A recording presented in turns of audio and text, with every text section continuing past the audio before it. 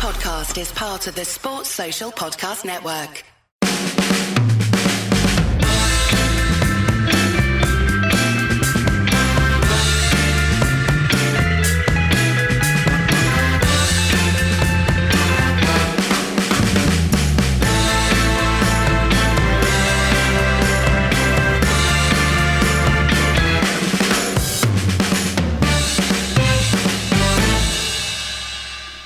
Well, not Manchester United's best week, I suppose. There have been worse. There have been worse. Yeah. Yep. Have we been knocked out of more than one cup competition and lost a league game in a week before? Probably. I couldn't tell you. I mean, we've had some devastating weeks. Big losses and cup losses and all of that kind of stuff. And then end of season stuff where it's like we've lost and now we're not going to win the league. Exactly. So, we haven't lost the league yet, although I think there's some fairly strong pointers about which way that might be going. I've been thinking this week, often you'll hear a lot of talk at this part of a season where a team gets massively hyped. I was thinking about this in the context of Chelsea. This time last season, I think Tottenham and Liverpool were running away with the league. Right. And then Liverpool didn't win a game for 6 months or something, and Tottenham collapsed. People draw a lot of conclusions very early in this season. People kind of written City off. Yes, they had done this time last year. Yeah, and we are only 6 league games into the season. Yeah. So, which I want to offer in mitigation for the next 45 minutes of Ollie bashing that's coming. Not his finest week, not the club's finest week. I don't really know where to start. Well, I guess I should start with a confession, which is that the Carabao Cup game I watched unbelievable, not incrementally, part-timer. I get some of us got up at 4:30 in the morning, not to watch that one, to watch yesterday's game. So, would you have got up at 4:30 in the morning for a Carabao game if that was possible? I mean, that is a loyalty test, isn't it? I probably would have, and you really, would have. Nothing to do with loyalty, really. I don't like the idea of I just can't. I haven't got. Maybe it'll come to me at one point, but the idea of watching when it's already happened. Sure. I don't think I could keep myself dark for long enough to enjoy the experience of doing that. I need to watch it as it's happening. And the option of, hey, there's a Carabao Cup game, maybe I just don't watch it. That there's no chance. No, that's not. No. Yeah. No. I mean, there are United teams that I dip in and out of. Like the women's team, I do not watch every game. Yeah. I was thinking of watching today's game, Sunday's rather heavy defeat to Chelsea for the women's team, and didn't get around to it. Other stuff was happening, kids, whatever. So that didn't happen. But the men's first team, I have to watch everything. Like, there's almost nothing redeeming about the team, the people in it, the manager, the executives, the owner, the stadium, or the brand. Almost nothing, but I still have to watch the team. It's deeply ingrained, and So what did we learn from? I heard Donny van de Beek was all right. He was all right. Game. Actually, I'm going to defend Donny. I thought he did a lot of defensive stuff that was good. And he played in the way that you kind of expect Donny to play, and which is actually quite a lot of progressive passing, but not in the way that Paul Pogba or the even more extreme Bruno Fernandes does. He plays simple 20-yard balls, 15, 20-yard balls. He's trying to make triangles. He's trying to work through the lines. He played in a pivot, not in at number 10. Jesse Lingard was ahead of him, and it wasn't bad from him at all. And he did the defensive piece, which he can do. We've seen at Ajax he can do. I cannot work out, even though he was okay, where he fits into the squad, the team. Well, he just doesn't. That is. I think we absolutely can work it out, right? Because he never ever plays. I mean, he played in the Champions League against young boys. I think Ollie does quite like him in the Champions League. We've seen that a little bit. But yeah, I mean, he got a Carabao start because he got a Carabao start. It was 11 changes from Ollie, 10 from Dave Moyes. I think Jared Bowen was the only one who played from the weekend before. I mean, it worked better for for West Ham for whatever reason. United were it was really obvious, that many changes, that many players who are in some cases a bit underbaked or haven't had that many minutes or coming back from injury, like Alex Telles, who was a total disaster, or long COVID in the case of Henderson, who maybe could have done better with the goal. Lots of mitigating factors. It was pretty obvious that it was going to be disjointed.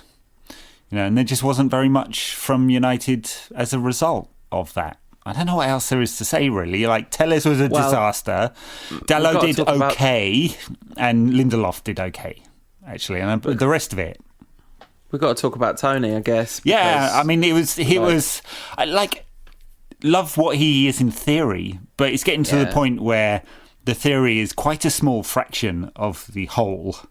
His whole time at United just doesn't look very good. And the mitigating circumstances, injury, Van Gaal, Mourinho, he's been over many times over, and every time we think it's going to happen for him, something happens to him. Last year, injuries were a problem, and confidence. Before the injury, there was just because it looked like the season before last, it looked like, here we go. And then last season it was like, oh no, we don't. Look, and Solskjaer was prepared to let Lukaku go, who's obviously had a couple of very good seasons in Italy and come back to Chelsea in this mega deal, and could well score enough goals that Chelsea become champions. We'll see. We'll talk about that on the backers content. But he was prepared to let him go on the theory that Rashford and Martial were both progressing, and one or both would score the goals at number 9. Now, it's worked out slightly different in that Rashford, I think, has worked out for himself that he gets more space in front of him playing off the left. Martial would like to be that number 9, and he just doesn't have the consistency, and it's just not good enough, and it's just not enough. And this was, frankly, just so stratospherically bad, I was going to say. I mean, I don't know. It was just huge how bad he was. Just every touch, every piece of confidence, the running, the movement, sorry for the cliche, and it really is about Martial, the body language. Didn't want to be there, is not enjoying it. To the point where I was looking at him going, what happened this summer? Was he expecting a move away? Was that what he was hoping for, and somehow it's blocked because United were asking too much? Or what happened? Yeah, because there's just, we talked about a place for Van der Beek in the squad, but there really isn't a place for Martial in the squad, really. I mean, he's back up to the backup at this point at number 9. Fourth choice. There isn't. Maybe fifth.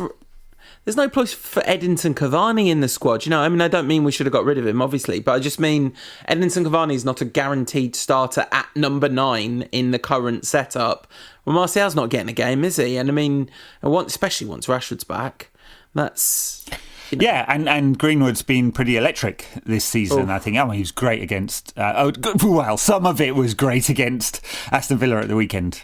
We'll come to that. But I would say he was electric against Villa at the weekend. I think that's a perfectly good description. There was maybe just one or two where it's like, oh, pass it, Mace. Yes, there were quite a few of those.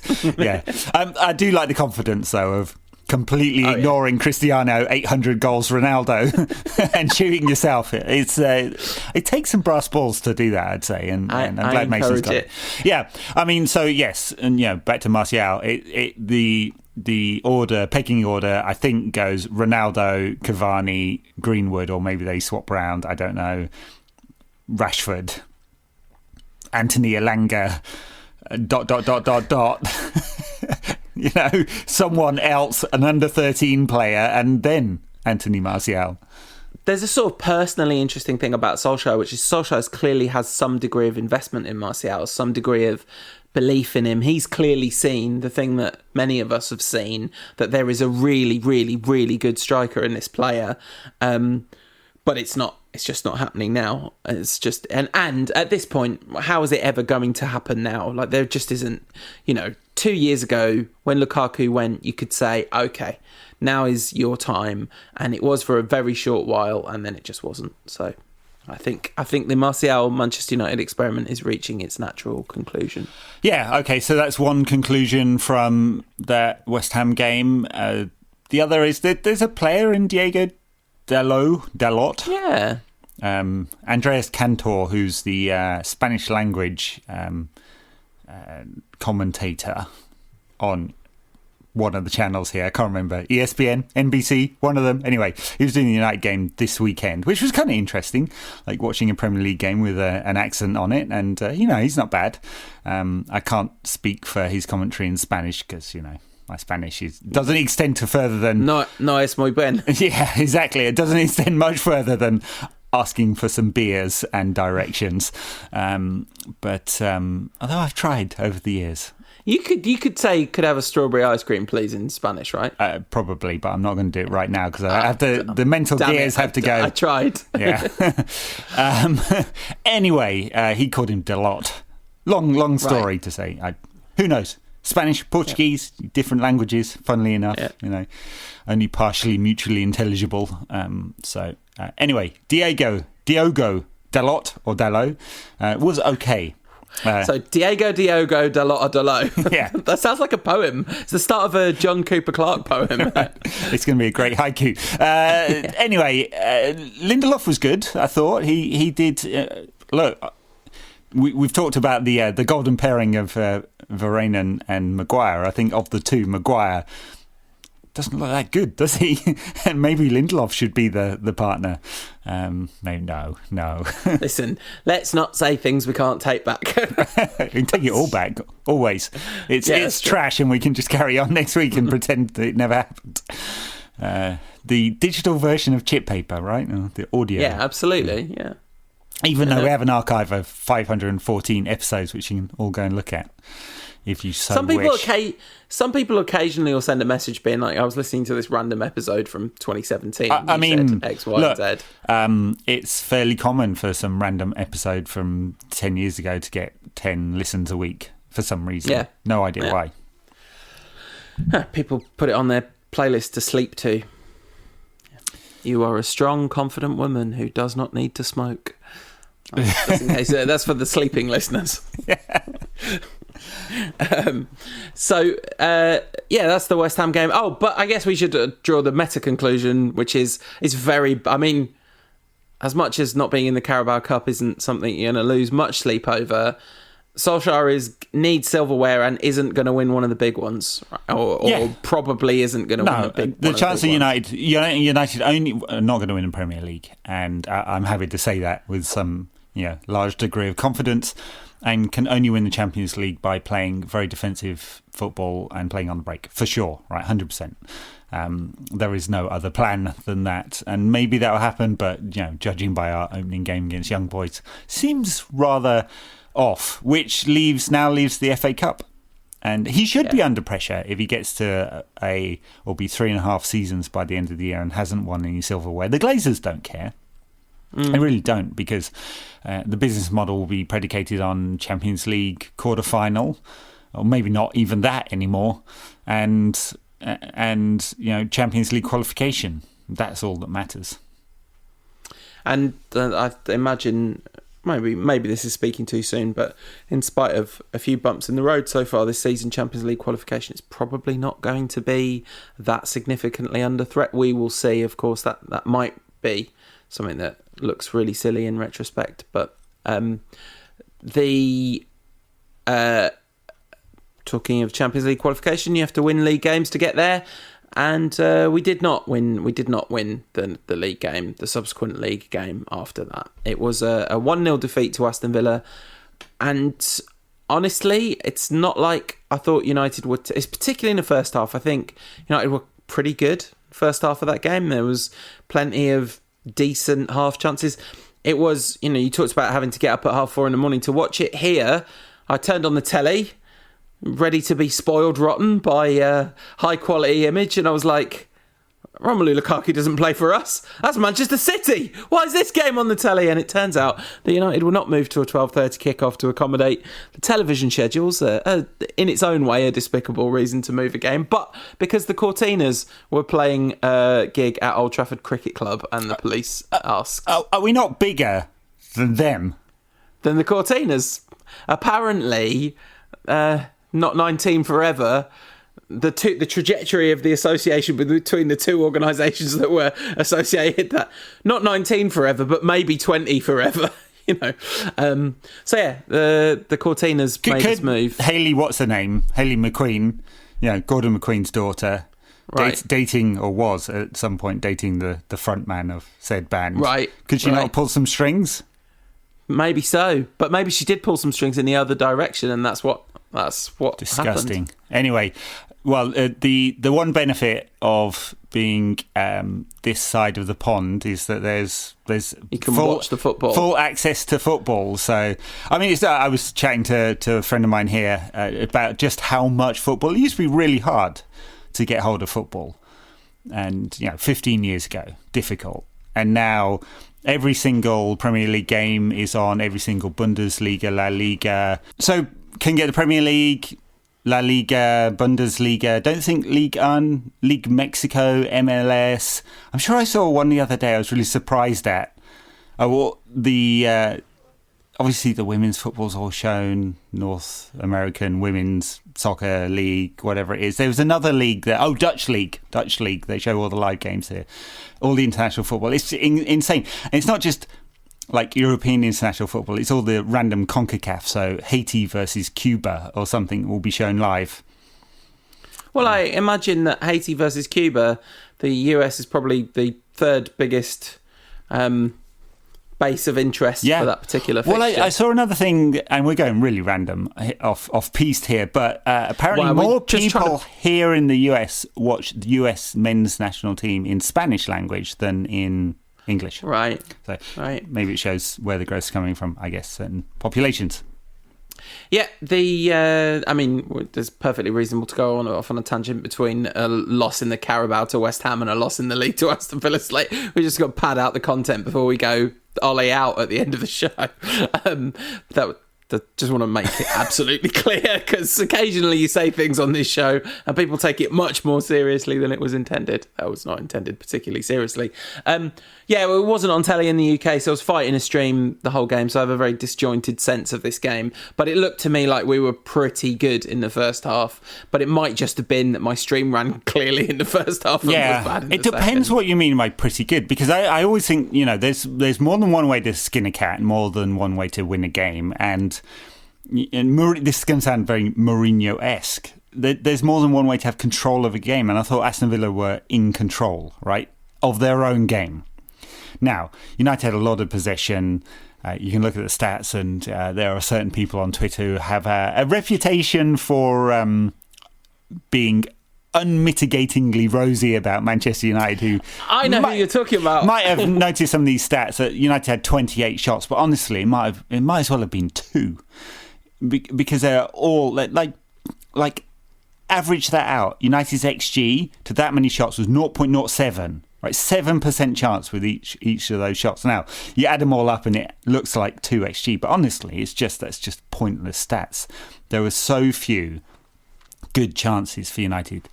Biggest one by miles was a penalty, and then there was one where Mason cut inside for the 400th time and shot when he probably should have passed.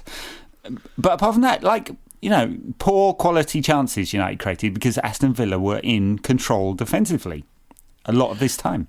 Yeah, there was just the odd time when that sort of slipped and there was some really good counter-attacks, basically. Basically, I'm talking about counter-attacks. There was a number of times where, I thought Mason Greenwood was going to score a goal, or I thought he was going to pass to Bruno Fernandes. You mentioned the one where he ignored Ronaldo late in the game.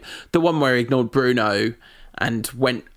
I have to say, if I was Mason Greenwood, I would assume I was going to score as well. And I think his quality would say it's okay for him to shoot there. It's fine. It's just we would definitely have been 1-0 up if he passed it. Although Bruno might have blasted it over the bar. Too soon? No. You're talking about the XG, right? And fans of the Tifo podcast, I know with many listeners in common, will have heard Alex Stewart say many times, single game XG is not a meaningful data point. The XG in a single game is not a real, and it's absolutely true. Obviously, it's an interesting discussion point sometimes, and sometimes it makes. I think the interesting thing is the specific XG of individual chances is interesting. And if you look at the map, you look at overall the numbers, 1.5-ish each. Never take the penalty out, 1.5-ish each. And but Villa's is just from 3 big circles. And you'd rather have the 3 big circles. I know you can tell me that over the course of a season you'll score about the same number of goals from those 3 big circles as you will from the 25 tiny micro dots. But I know which one I'd rather have in a game. I know which one you'd rather have when it comes to micro dots. By the way, I think Alex Stewart's done great from being England opener to podcast hero as well. Yeah. He's never heard that joke ever, has never. he? No, definitely not think about it. All 12 of our listeners who are old and like cricket are like, haha, good one. Yeah. That's most of our listeners. If they hear the name Alex Stewart, do not think of the wicketkeeper or opening batsman dilemma. Like they think of the raccoon obsessed podcaster. And Southampton fan. Anyway, friend of the show, he was on the show once. We had him on for a Southampton preview a long time ago. Yeah. Anyway, so there was the chance where Mason didn't pass to Bruno. There was a bunch of big chances for Villa, most of which appeared to be handed to them on a benign silver platter.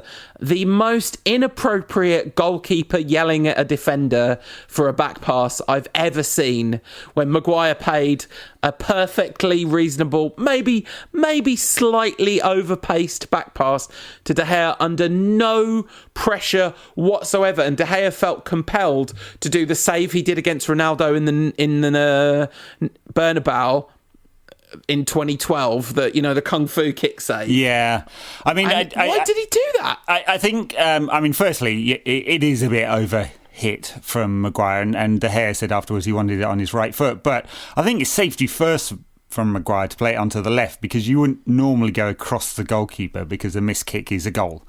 All right, so I think Maguire's done the right thing. It's just Dave's swinger is a real swinger, isn't it? So right. It's the first huge mistake he's made this season as well, because he's been good. I mean, there was an interesting piece in our former friends, the Athletics feed. I'm kidding. Before someone sues us or complains, no beef there. But an interesting piece about how Dave has tried to reinvent himself and came back early, and and great if that's true. Great that's true. One of the Red Tops had a piece that Henderson is now unhappy and wants out. But he's got to prove himself. Henderson has. And I think he was probably... I don't know if you call it a mistake for the West Ham goal against the Carabao Cup, but, maybe a better goalkeeper would have got there. So who knows? Yeah, Dean Henderson has not done anything so far to make it clear that he should be Manchester United's first team goalkeeper for the next 5 years. Like, there's nothing that has happened so far that says that. De Gea has, as you have said many times, a long line of credit in the bank, but it was a moment where there was no need to panic, and there was panic set in, which sort of speaks to the kind of broader thing of United played this game defensively in a sort of panicky way the whole time, which I think is to do with the structural concern. So one thing that I thought was vaguely interesting about this game is I think the most appropriate way to describe the formation would be 4-2-2-2, because you could say it's a 4-2-3-1 on paper, with Pogba on the left and Greenwood on the right, but really you've got the 4 defenders, McTominay and Fred, Pogba and Fernandes, Ronaldo and Greenwood playing as 2 centre forwards essentially. Yes. That seem fair? No, I think that's about right. Or if you look at the average position, 2-4, with Shaw and Wan-Bissaka actually pretty pushed up. 2-2, because Greenwood tucks inside, and so does Pogba, which really damaged United when Shaw had to go off, because that is the attacking outlet. Of the 2 fullbacks, and this is boring. Obviously, Shaw is much more attacking and much more productive, just much. He's in, for fullbacks, he's in the 90th odd percentile of many of the key data categories. This is of other fullbacks in the top 5 Euro leagues, and Wan-Bissaka's down in single digits in some cases. I mean, for attacking stats, he just in the 2 and a bit years he's been at the club, he's not been able to progress that part. Although, like, if you just look at assists, which I don't think you should, but it's a nice headline stat. He did okay last season, Wan-Bissaka, but I think all the other underlying stuff is not good. The most worrying thing about Wan-Bissaka, because you could say, like, we know what we're getting, and he is a warm body in attacking capacity, and his movement's perfectly good. He opens up good passing lanes and stuff up front, so he serves some function. The worrying thing for me is defensively. There were 2 times in this game. Was it the Watkins chance? A big chance where he fell over. That chance was Ramsey, I think that was. Okay, so it might not have been that one. There was the one. There was the one at the back post. Yes, that was the left back, I guess, the Villa left back, Matt Target. Yeah, that's it. And he had a big chance to hit the target because Wan-Bissaka didn't know he was there, maybe, or just was completely condensed in to a kind of right centre-back zone with the place stretched across to the left. And there's just amazing amounts of space on his right, and Target just had an open shot at goal. And, I mean, Wan-Bissaka threw himself at it, which I think put Target slightly off, but it was pretty rough positionally, and I think there were 2 of those in the game. Yes, I mean, yeah, for sure, worrying. And then the knock-on effect of Shaw going off, of course, was that United were even more predictable from full-back areas. So, Dalot or Dalot came on. I'm not going to keep making that joke. Diogo. Came on, and of course he just wants to tuck inside all the time, which is totally understandable. Not that comfortable on his left foot, and I think he put one cross in with his left that hit the first man, and most of the time he was tucking inside. So everything from United became narrow, which is of course quite easy to defend against, I think. And so you get this shot map from United that looks like there's a lot of chances and there's a lot of possession, but they're all rubbish. There's just nothing of any quality created, and in that situation you just opened up for one chance or a set piece or something like that, and that's how the Villa goal came about in the end. But basically, I thought United were rubbish. So the individual stats for individual United attacking players look good because it looks like they've created lots of chances and they've had a lot of the ball in the final third. I just don't think it's good quality stuff. And a lot of that, it's not the only reason, it's one of a few points of failure within United at the moment, is McFred in midfield. They are both in the bottom quartile against their peers for progression of the ball, or what do they call it in the athletic, expected threat, right? Possession leading to something, XG chain. And it's not going to change. That's what you get with them. I don't think Fred had a bad game defensively. He was all over the place making interceptions and pressures, and he always does. But he didn't have a bad game defensively, but he did do something really funny where he got the ball, lost his balance, nearly fell over, gained his balance back, beat a man really impressively, and then passed the ball out for a throw-in. Yes, that was great, that moment. That was great. It's really good. Very Fred. Not quite Marouane Fellaini dribbling it 40 yards out of play, but yeah, pretty good. No. Every now and again, you forget that happened, and this is amusing and good to be reminded of it. The goal that we conceded, I every time Villa got a corner, I was worried, I have to say. I think we've conceded this exact goal. I think they might have shown that on Match of the Day. I was fast forwarding through it, but I'm pretty sure we've conceded this exact goal before. Centre-back peels off from the near post and flicks the ball. Cavani, I mean, I saw him get some criticism for it. Maybe if it was a player I liked less, I would join in the criticism. But really, what's he going to do? I mean, he kind of breaks with him. Stupid Jonathan Pearce on Match of the Day was like, put a fullback on the post in his kind of supercilious way. But, all right, it probably would have gone over a fullback's head anyway. Might have done. I mean, look, of course, the thing to really talk about with that one is quite obviously that's offside. Yeah, of course. Well, that's what Solskjaer talked about. Yeah, I mean, standing on the keeper in an offside position. I mean, it's like truly like I know we can complain and sound red-tinted about it, and Solskjaer complained about it, but it was obvious, and VAR really should have been checking that. Well, I VAR probably did check it and decided, it's probably fine. Now, what's utterly maddening about this is last weekend this exact thing happened twice to Leicester, and in one of those Leicester goals it was definitely less in the way than he was in this game. He was he was in. De Gea couldn't have moved forward if he wanted to. I think this would have been ruled out as offside in any era of offside, except for this one when they've all got confused about which phase of play they. I mean, it's unbelievable. Anyway, it doesn't take away from how bad United are, but it would have been a point. And well, it's one of two ways it could have been a point, of course. Yes. So you said against West Ham, United need to get someone shot to get a penalty at the moment. Well, and of course, because yanking Lingard down in the most obvious way apparently isn't enough anymore. Even though it would have been a free kick and a yellow card anywhere else on the field for sure. And West Ham probably should have given away a couple of penalties the weekend before that, and we probably should have given away a penalty which we didn't even talk about on the show last week. The Wan-Bissaka challenge, potentially, yeah.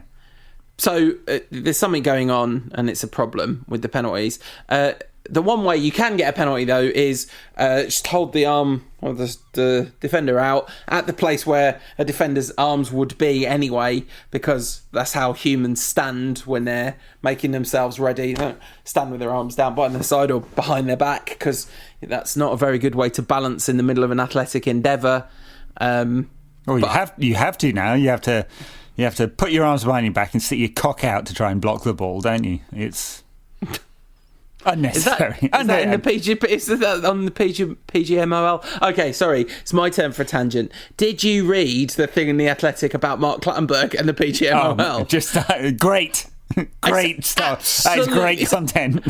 You know what? It would be good content anyway, but it's also this beautiful, beautiful aspect of confirmation bias, because the one he really goes after is Martin Atkinson. And we're like, yes, Mark Clattenburg, I will come into battle with you under this banner of Martin Atkinson's a wrong-un. It's fantastic stuff. I mean, I don't think I'm going to stretch to buying and taking the time to read his book, but I'm tempted. I'm really tempted. Not straight away, but when it's really cheap. You know what? Look, if they put an audiobook version out and he's narrating it, I might do it. And really, they should get a few actors to come in and play the other parts. That would be great. Yeah, you can imagine this as a play, can't you? Clattenburg. Broadway, West End. That's a pretty good idea. Just Clattenburg! ! Get your dad on it. He knows how to make it happen. We'll have it at the National Film Theatre before long. I mean, you say he knows how to make it happen. The last 20 years of his career would suggest there's been some issues in that regard. But anyway, that's a whole nother podcast. Throwing shade. Did your dad listen to the pod? No, very much not. No, if it was about Shakespeare, he would listen to it every week. But yeah, well, the drama is somewhat Shakespearean sometimes. Tragic comedy, I'd say, in recent weeks. Imagine after 12 years, my dad decides, do you know what? I really should listen to my son's podcast, and he listens to this episode, and here's this conference. I love you, Dad. You're amazing. Anyway, that's just in case. That's covered. That was definitely a penalty under the contemporary ridiculous laws or guidance or whatever of the game. You can't say it isn't. Dean Smith said, what's he supposed to do with his arm? And you could say exactly the same thing about Luke Shaw last week. Rewrite Law 12 and the Premier League's interpretation of it. That's the only thing you could do. But yeah. But then there was all sorts of business about the thing. So there's lots of chat that Emiliano Martinez was by the it's box great. shouting at Ronaldo, let him take it. Apparently, yeah. I mean, if he was, it's pretty unsporting, which Solskjaer complain about it, but it is some world-class shithousery, isn't it? It's like pointing at Ronaldo saying he should take it. I mean, if that's true, he's got right inside Bruno's head, hasn't he? I have to say, we have seen Bruno take a lot of penalties, and there's a little bit of after timing in this, because I definitely felt it at the time, but it was really intense watching it on the rewatch. The way Bruno is holding on to the ball is like nobody is allowed to take this off me. There's a defensive quality to the way he has his hands on the ball that's like that. You know, I absolutely could be reading between the lines here, and I think you are, but I mean, like, why wouldn't there be? Yeah, this big name from his country that everyone says he can't play with. Is the real hero of the Portuguese nation, has come along, normally takes the penalties, you know, whether it's been said or discussed. I'm sure it's been discussed. Bruno's still on them. I'm sure it's already back there. And Emiliano Martinez, whether he's deeply thought about it or it's just instinctively, has pointed it out. Talking of over reading into body language, Ronaldo was standing where he would have been standing if he was going to take the run up for that penalty the entire time all that was going on. There was just bad vibes about that penalty. It was pure bad vibes. And there was a lovely graphic going around on Twitter, which is obviously fake, but one of those penalty maps of Bruno's penalties, and you know, green for scored, red for missed one, I think it is.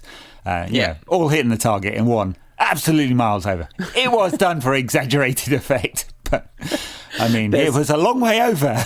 There is a really fun, I mean, this is, you know, awful for Bruno, etc., but there was a really funny camera angle from a camera phone behind the thing, which you kind of wonder, like, obviously these things have been live streamed, presumably, and people have clipped that up, because if you've recorded that and you're a United fan and you've then put it on the internet, that is bad form. But just the ball just comes straight over this camera phone. Anyway, sad for Bruno, and the fans finally sang his name after that, managed to stop singing a Ronaldo song for long enough to acknowledge Bruno Fernandes' existence again. Yes, and I think Solskjaer confirmed that Bruno will be taking them in future, and Bruno said, I will take them without fear in the future, and I'm sure he will, but it's happening. I mean, for sure, the next penalty United get, which might be in a couple of decades' time, given the new the Bruno rule, as I like to call it, because it was it's 100% about stopping the kind of penalties that United were getting.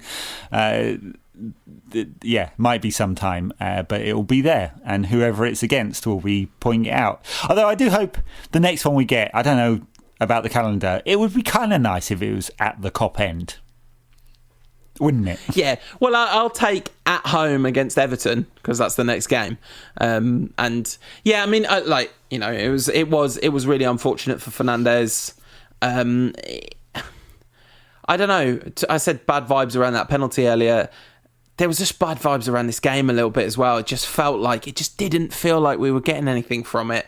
And when we got a penalty, it was almost like, I don't know, it felt like really surprising that we were going to snatch a draw out of this game. And when we didn't, it felt like, yep, that's more of an accurate reflection of the overall feeling of this game. I suspect if you were there, it wouldn't feel like that at all, because there were a lot of kind of gung-ho counter-attacks, which are the most exciting thing you can see as a fan. There was the one in the second half where Greenwood ran the length of the pitch and ignored Ronaldo.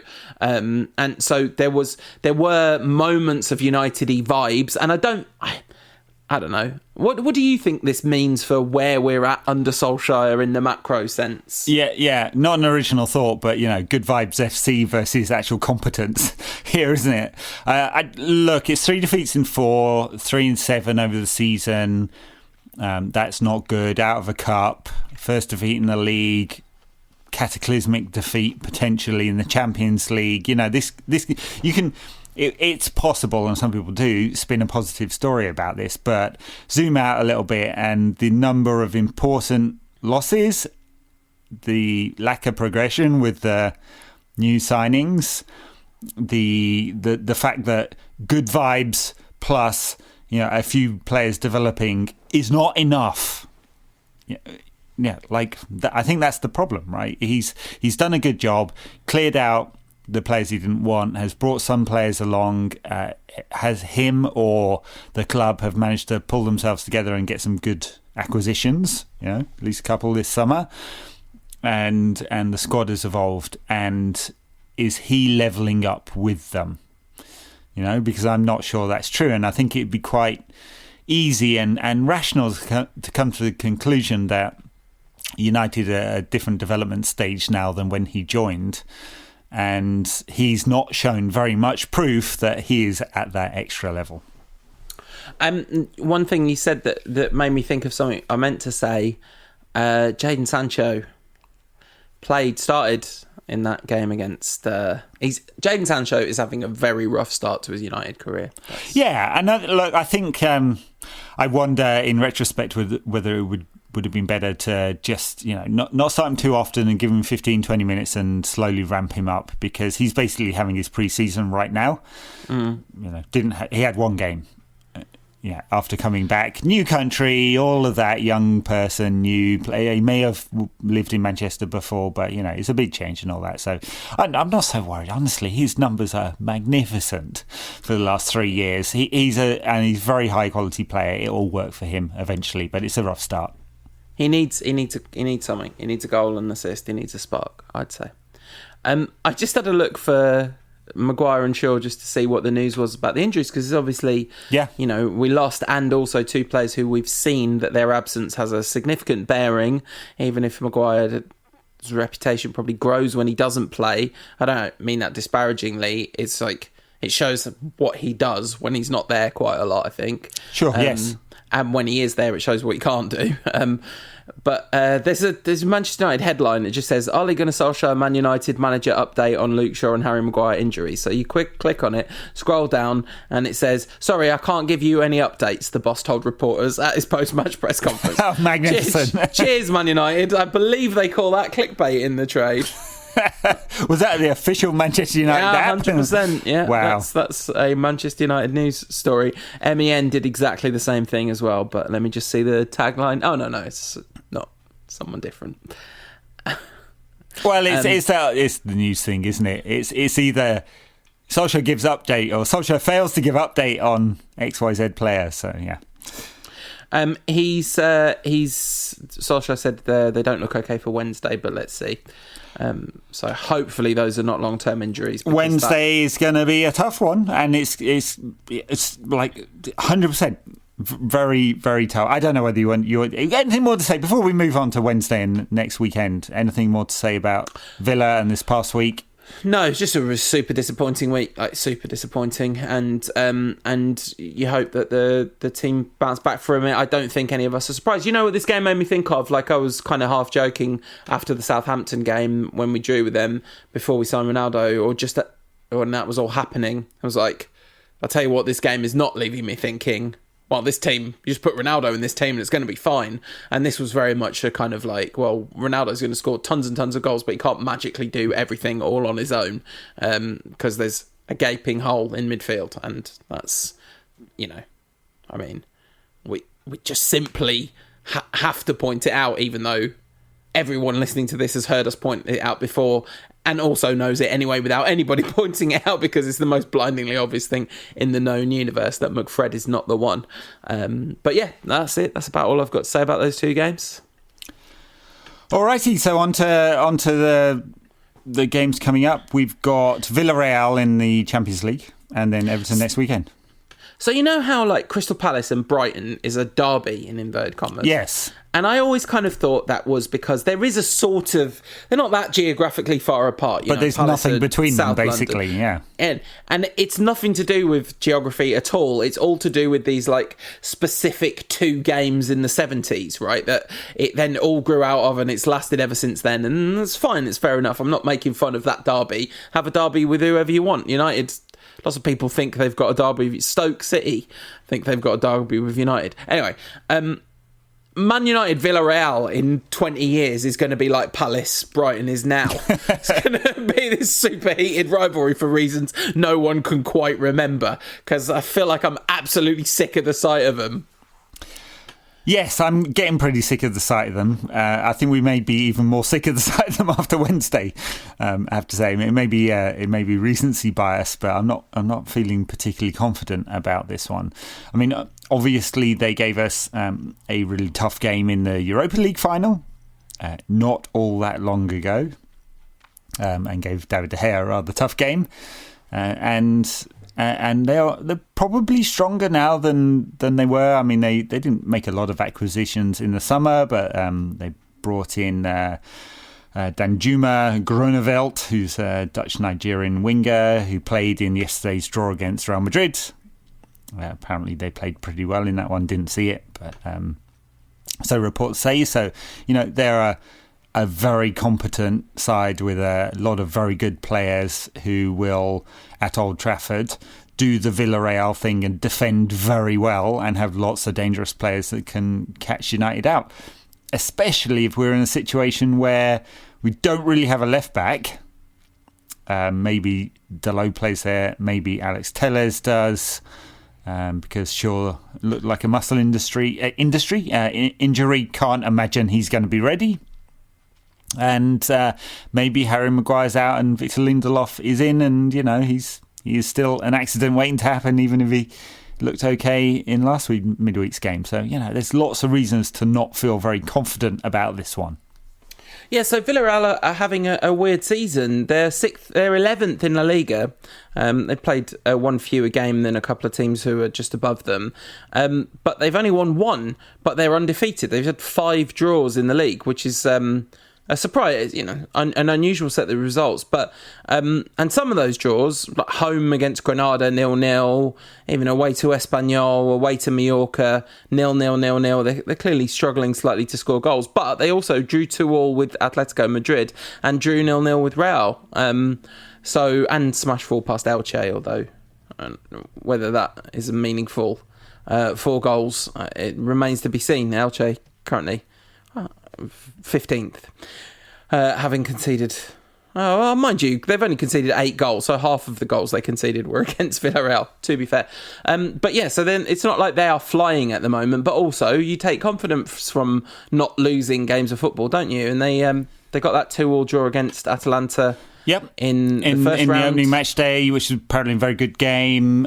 Gerard Moreno didn't play against Real Madrid. He's only played 3 times this season. I'm not sure if he's fit. That might well be part of their goal-scoring problem. Pablo Alcácer is playing up front, former Borussia Dortmund player.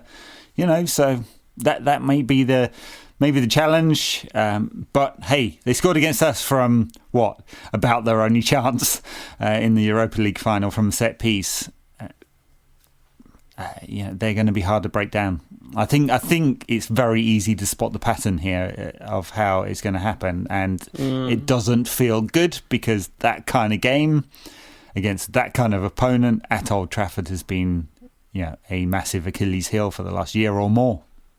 Early goal, that's the thing. An early goal changes this game massively on its head. I think if United can score early, that's totally changed the dynamic of this game. I mean, they drew 0-0 with Real, who had a lot more shots than them in that game. It was like 16-6 or something. But they had more possession than them, made more passes than them. We know, style of play-wise, they are going to do the thing that United do find difficult when they are. I think United might find it slightly difficult to get the ball off Villarreal.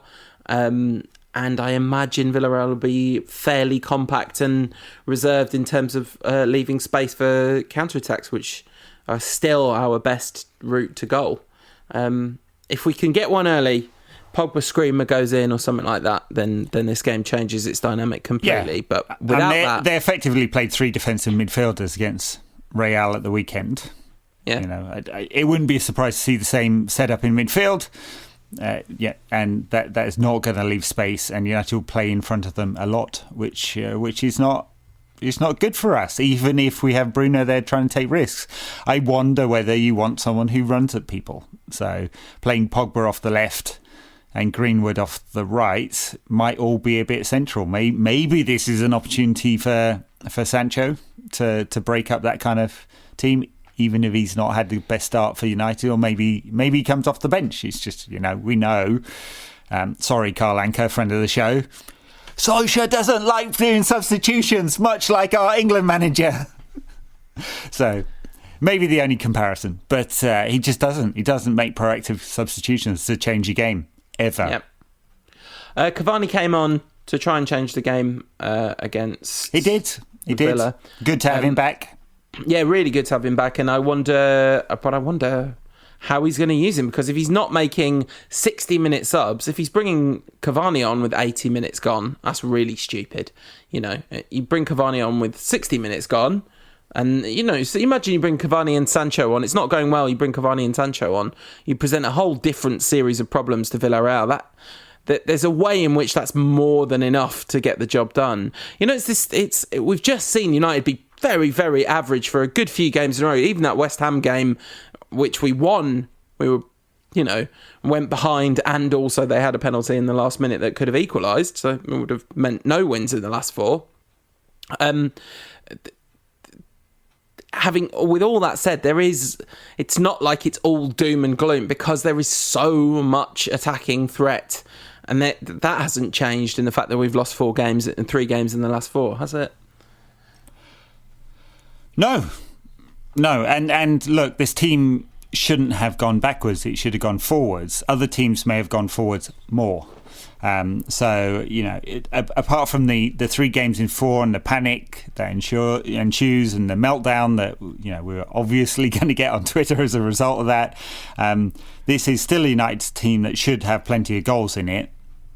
Second highest top scorers in the Premier League last season, should have plenty of goals and lots of creativity, and should be able to break these teams down.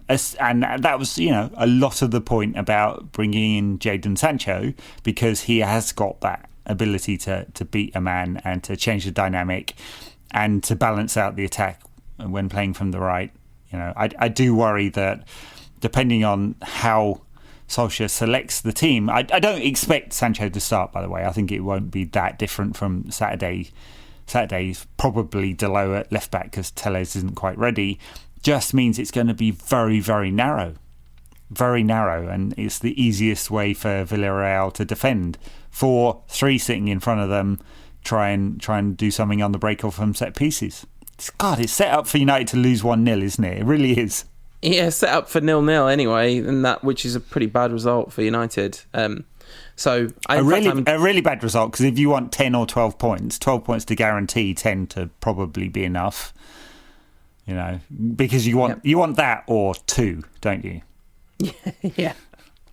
Oh yeah. So I'd rather we lost than drew in this game. No, it's not actually true. But anyway, I'm going to predict a 1-0 win to United. Having said all that, I don't think we're gonna go 3 games in a row unbeaten. I mean, without a winless for 3 games in a row. I just don't. I think there's just too much firepower. It's going to come off at some point. This is where XG comes into its own across multiple games. One of those 7% chances is good. The 100th 7% chance, or no, it doesn't have to be the 100th, does it? No. I mean, statistically, there should be more of that. The 11th, yes. The 11th 7% chance, or whatever it is. A few more than that, yeah. But I mean, Ronaldo probably had that many shots, didn't he, against Villa at the weekend? I've no idea. I don't know. I don't feel that confident, so maybe I'm going to predict a 0-0. And then we've got Everton after that. Rafa Benitez's tricky toffees. It's weird. So weird. I mean, I think we talked about this on the Patreon stuff more than we have here, but Rafa Benitez being Everton manager is the strangest, most peculiarist thing. A fine result for them as they thumped and the indefatigable Norwich City. Oh my God, no. I was talking at the beginning of the show about not drawing conclusions from the performances early in the season, but Norwich are getting relegated with 3 points by the end of the season. Yeah, well, it looks like it, doesn't it? Yeah, and at 100 goals against or something. They lost in the Carabao. They lost on penalties to QPR away from home. A pretty strong side as well. Yep. Like not by any means entirely second string side. I mean, there were some second string players in them, but yeah. Anyway, against Everton, they played against Norwich. Sorry, they played in a like a 4-4-2. With Iwobi on one side and Townsend in the other, and Demarai Gray behind Rondon, who's in for various injured forwards. I feel like Rondon is the kind of player that Harry Maguire should be just fine against, so we just got to make sure. Calvert-Lewin... Maguire's not going to play. Maguire's probably not going to play, and because it didn't look good, did it? And Calvert-Lewin still injured? I believe so. He definitely didn't play against Norwich. I mean, you look at the Everton side and you just looks deeply average. Obviously, Demarai Gray's had a good start. over his career, he's been pretty inconsistent. Rondon, it doesn't matter. Victor Lindelof maybe doesn't like the kind of physical presence quite as much. Townsend and Iwobi, they are so flaky, aren't they? The both of them. It's going to be pretty prosaic in midfield. And that's just from United, but what about Everton? Well, the thing is, I was just going to say, you just Everton deeply average. Really, the squad doesn't look great. 1-4 drawn, 1 lost 1. Who else has 1-4 drawn, 1 lost 1 so far this season?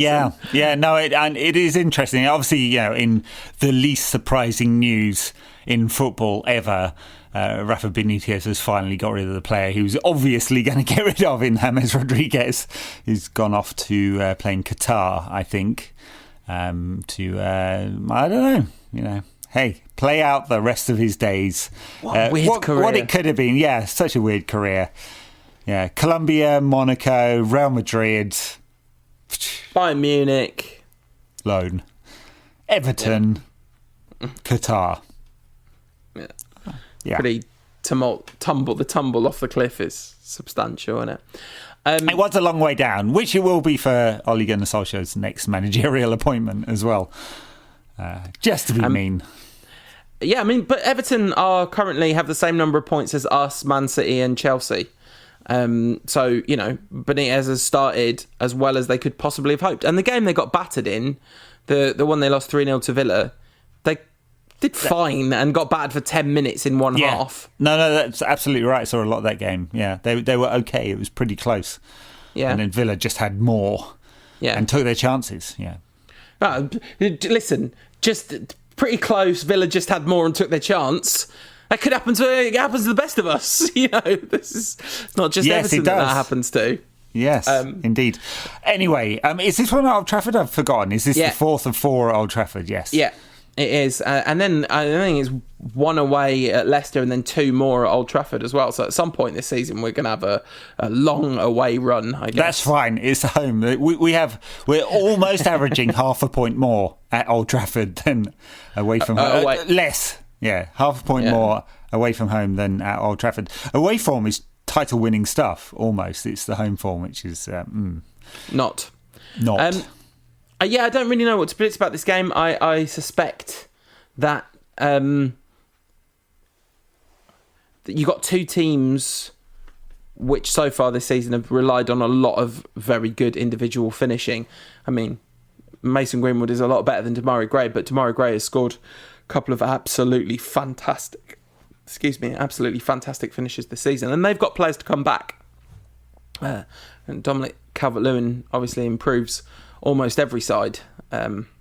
Very fine number 9 indeed. So it's a long way off this game, and there's a lot that's going to happen between now and then. So it feels kind of hard to predict. I'm going to predict a 1-0 win against Villareal.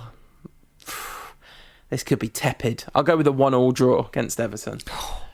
So I'm going 0-0 against Villareal, which is not exactly a bold prediction, since that has been 6 out of the 7 last meetings with them or something. Yep. And a 2-0 win against Everton. Okay. Ollie's tricky Reds back on. Yeah, back on top. Yeah. Maybe. Here's hoping. All right, thanks everyone for listening. Patreon backers, stay tuned. We're going to talk about football from all around the country. Everyone else, we'll see you next week. Bye now.